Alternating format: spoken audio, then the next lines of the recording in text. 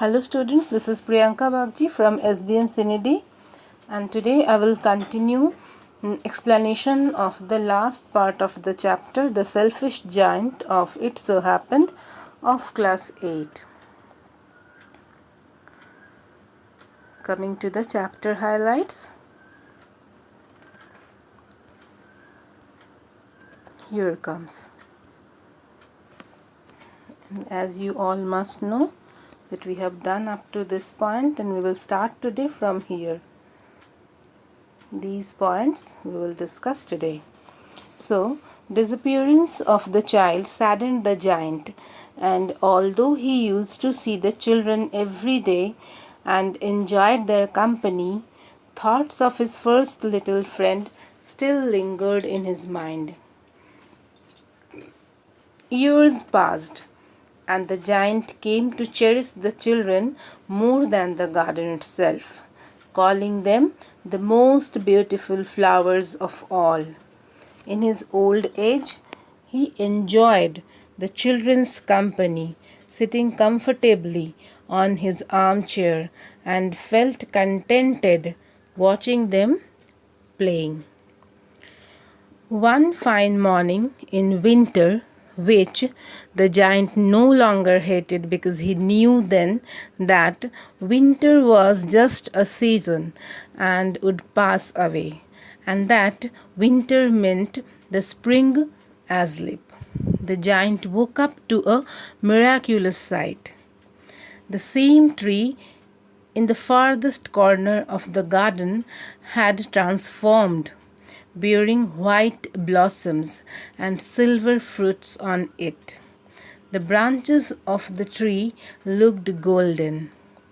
Beneath the tree was none other than the little boy whom once the giant helped to climb up the tree, and the child kissed the giant on his cheeks. The giant noticed that the boy was no older than he had been then.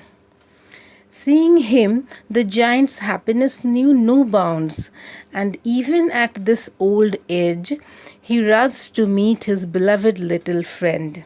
But when giant came nearer to the child, he saw the little boy's hands and feet bore wounds, as if nails pierced them through. The giant became furious. Screamingly, he asked the child who dared do that, and he would strike the culprit down with his sword.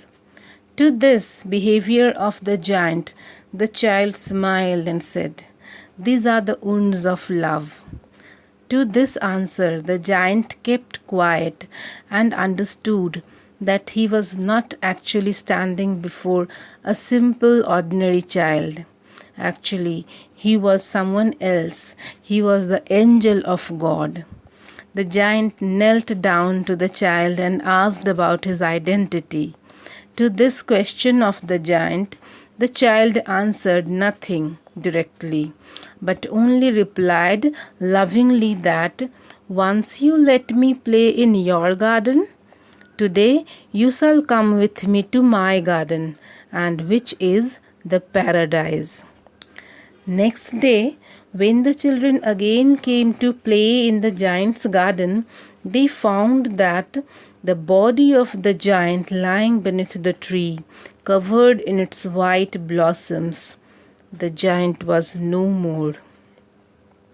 The story too comes to an end here. So, evidently, we came to the conclusion that the little boy was actually Jesus Christ in disguise from the nailed marks on his palms and feet. So, the moral we get from this story is that the best feeling of happiness we get when we have made someone happy through true love and selflessness. So, this was the discussion, students, and here the short summary of the story is also given. You will get through the summary of the story too. The whole chapter is also given, and this way you can see in these pictures how the emotional side of the child and the giant is also given. This is the picture of the giant, and in this picture, the last picture, how the giant was lying under the tree covered with the white blossoms. This much for now. Thank you, students.